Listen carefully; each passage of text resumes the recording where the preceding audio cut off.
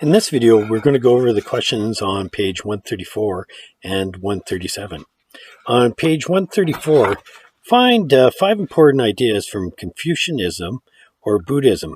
How did these ideas influence people's lives? So, relationships are central to Confucianism, including proper behavior, etiquette, and rituals. Social harmony is a great goal of Confucianism. All individuals should know themselves and their place in the community and respect the practices and traditions of the community. Confucianism clearly defines the relationships between parents and children, which includes honoring elders, and that's very reflective in many of the societies in Asia.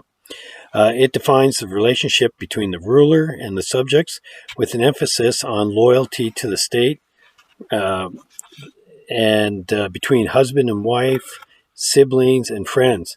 Confucianism was the most important philosophy of Tokugawa Japan in government and education, which promoted courtesy and unselfishness.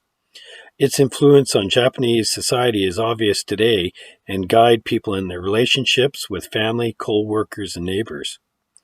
The Buddhist philosophy, just briefly to mention it, includes 3 tenets. 1, to lead a moral life. 2, to be mindful and aware of thoughts and actions. Excuse me. And 3, to develop wisdom and understanding. It also teaches that wealth does not guarantee happiness.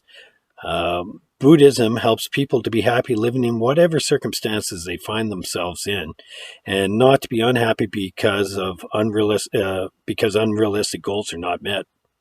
In very crowded cities, for there to be calm and order, people need to be mindful of their actions. If many people did not have this inner control, society with such a high population density would likely be much more chaotic.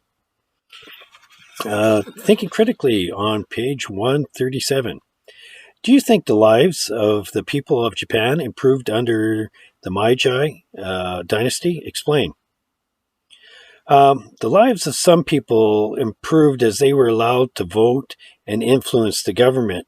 Other people had to work in poor conditions in industry and or join the military.